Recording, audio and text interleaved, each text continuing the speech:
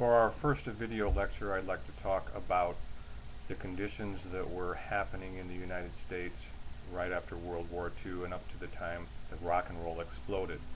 When did rock and roll explode? Well, 1955, 1956.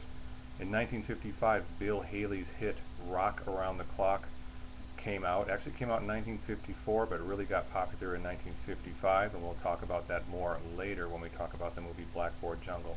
1955, Rock Around the Clock, and also 1956 when Elvis really hit his stride and had three big hits. 1956, Hound Dog, Don't Be Cruel, and Heartbreak Hotel. But before this time, before 1955, 1956, actually before World War II, let's go all the way back to World War I, ended in 1918. World War II ended in 1945. Between the wars, we had the Great Depression, when no one had any money. So certain things happened during the Great Depression that leads to our discussion today. We had a huge black migration from the South. Black people had it very difficult during the Depression, had no money at all, and were looking for a better life. Many of them moved to the West Coast, many of them moved to the Mideast, especially Chicago and Detroit. There were lots of Department of Energy type jobs over on the West Coast, lots of aviation jobs with the war effort, lots of work in the auto factories in Detroit.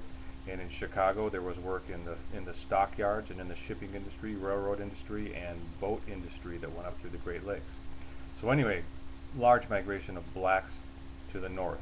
They brought their music with them. In Chicago, blues really took hold. Electric blues, Muddy Waters. In Detroit, Motown really happened. So we had all this exciting music happening, especially in Chicago and Detroit. Some other things that were happening right after the war. The economy got much better. People had money. There was a baby boom. People started having babies, especially as early as 39, 40, 41. So these kids were coming of age, becoming teenagers in the 50s. These kids had money because of the better economy. So we've got black culture, black music. We've got kids having money, developing youth culture. Youth culture, the kids wanted to buy their own clothes. They wanted their own styles. They wanted to listen to their own music. They wanted to buy their own cars and customize the cars. Now, a third factor is technology. Radio was going out and TV was coming in.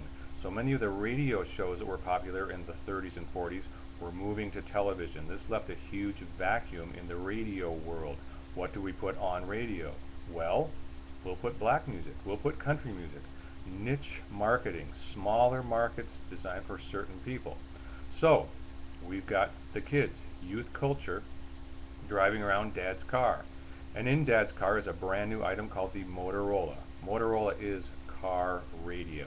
So now the kid can drive around at night, the 16-year-old, go out on a date, go drive at Lover's Lane, go park at Lover's Lane, listen to the Motorola car radio in his dad's car or her dad's car, and start listening to other radio stations, country radio stations, black radio stations, Muddy Waters, Hank Williams, all this crazy new music. Before this time, if they heard music, it was their parents' music.